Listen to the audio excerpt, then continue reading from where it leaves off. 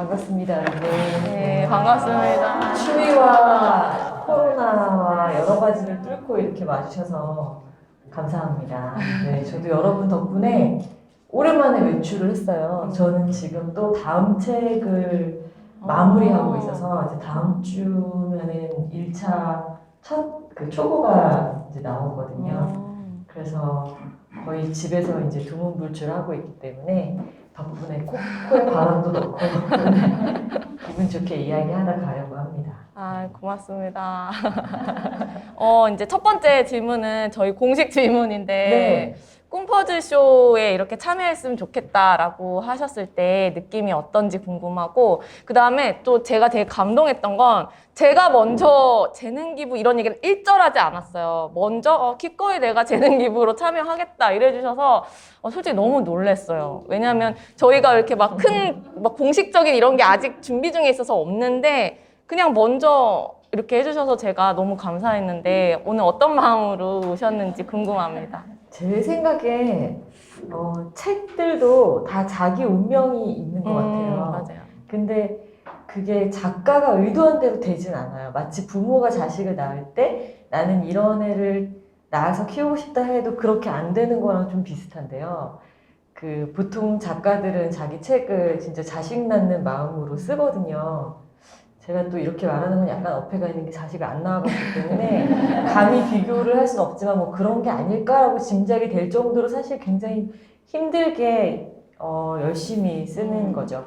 그런데 어쨌든 예를 들어서 제가 스페인어는 자유다를 냈을 때는 저는 책을 뭐 낸다기보다는 그냥 제가 너무 행복했던 그 1년의 시간을 일기처럼 기록을 한 거였어요. 근데 진짜 뜻하지 않게 그게 베스트셀러가 되고 저는 제 인생에 어떤 일종의 도전을 했던 거를 그냥 기록한 것 뿐인데 그걸 가지고 많은 분들이 뭐 다 회사를 그만뒀다 그러고 정말 그게 무한 책임감을 느끼는 그런 일들이 너무 많았고 그 책이 대학생들 사이에 엄청 인기를 끌면서 막 전국에 있는 대학들을 다 투어를 다니고 막 이럴 정도로 수많은 길들이 새로 열렸어요. 근데 그 이후에 낸 책들도 하나하나 다 자기만의 운명대로 제가 뜻한 거는 또 따로 있고 어떤 거는 그대로 간 것도 있지만 어떤 거는 그렇게 되지 않은 것들도 있고 근데 이제 이번 책 같은 경우는 책을 쓸 생각이 전혀 없었고 내용을 보시면 알지만 번아웃이 와서 그거에 대한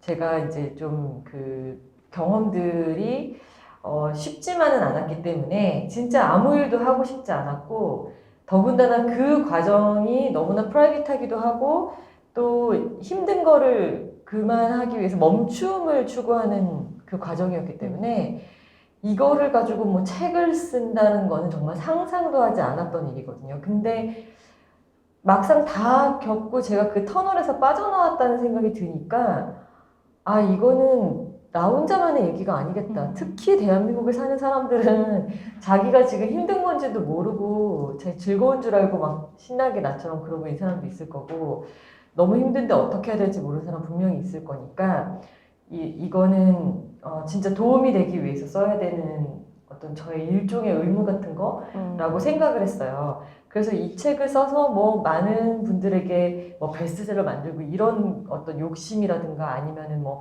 재미있게 해가지고 어떻게 그 다음 작업을 어떻게 하고 뭐 이런 거에 대한 생각이 전혀 없이 나하고 비슷한 걸 경험할 수 있는 그 누군가에게 진짜 딱 한 명이라도 그 손을 잡아줄 수 있다면 정말 좋겠다라는 생각으로 이 책을 내놨기 때문에 그때 뭐 하시는 일이나 그런 의도를 들었을 때 뭐 당연히 기꺼이 그렇게 해서 이거를 진심으로 읽어주실 수 있는 분들이 있다면 할 만한 일이다라고 생각을 했죠.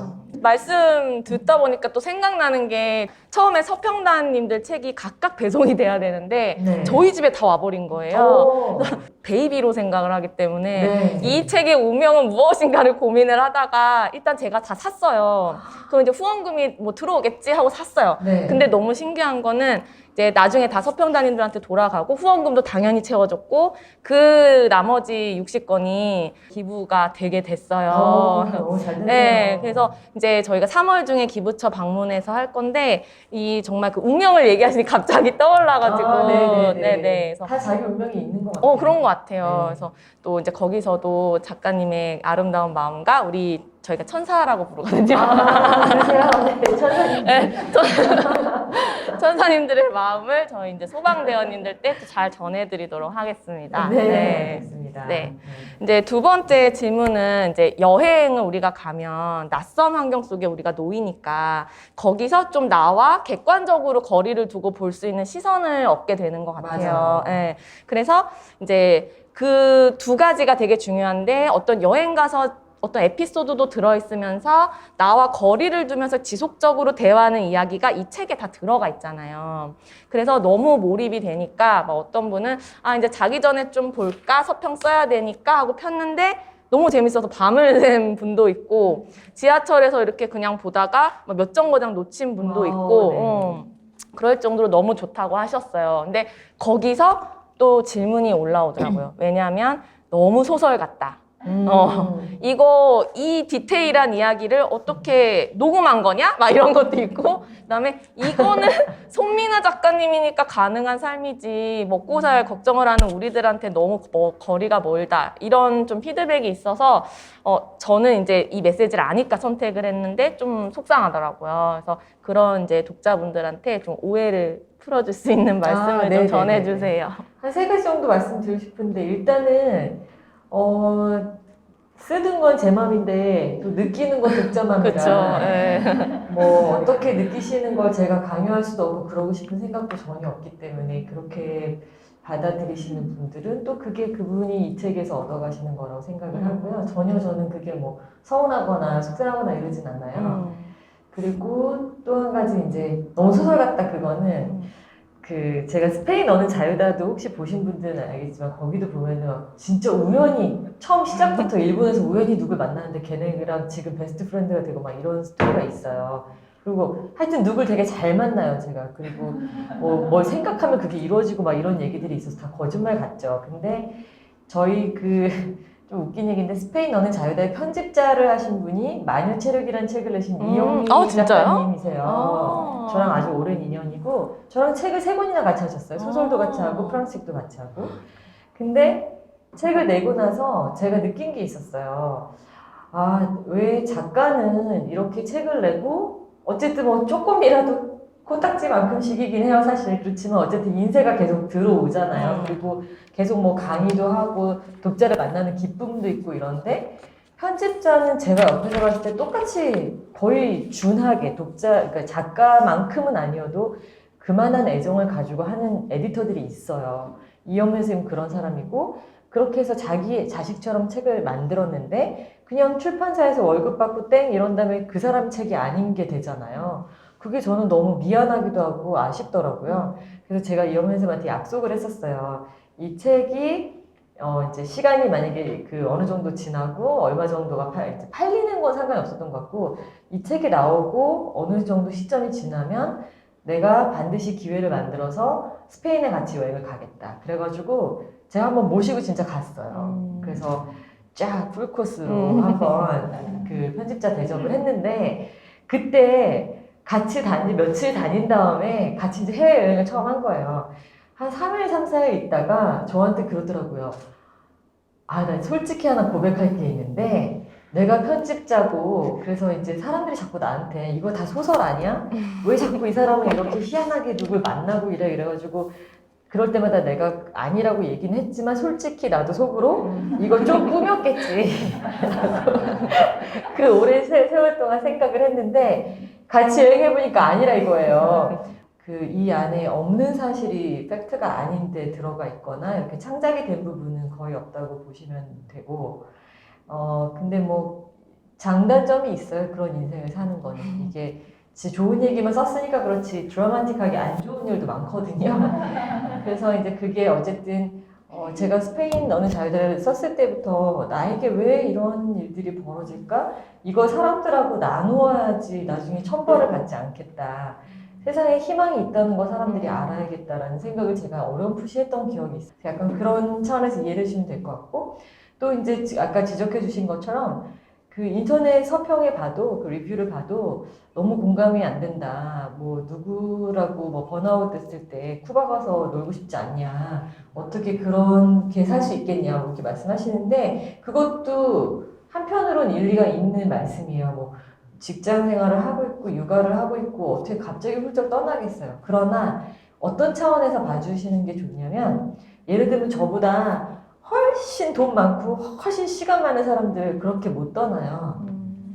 그리고 저보다 훨씬 더 가진 게 없고 뭐 이제 뭐 아무것도 자리가 잡히지 않은 어린 뭐 친구나 뭐 백수라고 할 수 있는 그런 사람들도 세계 일주를 몇 번씩 한 사람들도 있어요. 저는 엄두도 못 냈는데 그거는 누가 어느 정도 생활에 진짜 여유가 있고 마음의 여유가 있고 이런 모든 걸 떠나서 내가 그거를 그냥 행하느냐 행하지 않느냐의 문제일 수 있고 정말 얼마나 간절히 원해서 방법을 찾느냐 찾지 않느냐의 문제 액션을 하고 안 했냐의 그냥 50-50의 차이인 거지 그 어떤 뭐 저 사람은 그런 조건이 되니까 할 수 있는 여건이니까 이 세상에 어느 누구도 자기가 그런 여건이 된다고 충분히 느끼는 사람은 없어요. 그거는 확실해요.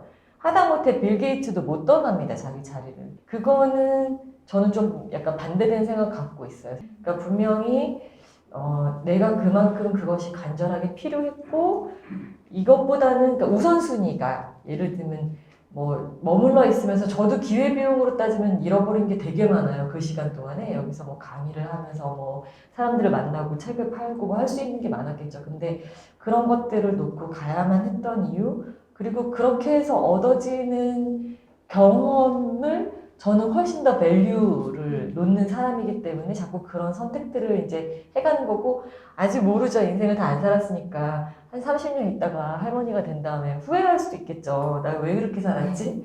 너무 가진 게 없네? 뭐 이렇게 다 쓰고 펑펑 뭐 시간이고 뭐고 다 날려버리고 젊음도 훅 갔네? 뭐 이럴 수도 있겠지만 그 모든 걸 떠나서 저는 제 가치관 자체가 지금 현재 나에게 중요한 것을 이왕이면 선택하자라는 생각인 거고 책을 보셨으니까 아시겠지만 그렇게 생각을 하는데도 원래부터 타고난 성격이나 뭐 맞달 컴플렉스니 뭐니 이런 게 다 짬뽕이 돼가지고 너무너무 정신이 저를 올가매고 있었기 때문에 그 제대로 못하고 살았던 거죠. 그래서 진짜 그런 어떤 극단적인 처방이 필요해서 저도 뭐 힘들어 그런다고 맨날 국어 같은 데 떠나는 사람은 아닌 거고 여행에 한 7할 정도는 다 이제 출장이었던 건데 어쨌든 그런 선택을 했고 그리고 이제 끝으로 하나만 덧붙이자면 나하고 똑같은 경험이어야지만 공감한다고 그러면 책을 읽을 수 없어요.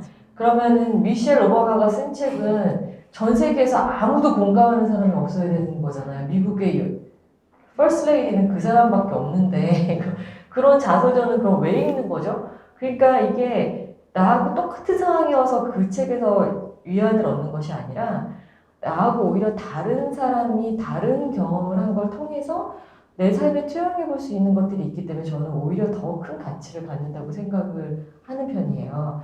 그래서 그런 관점에서 봐주시면 좋을 것 같아요. 감사합니다. 네.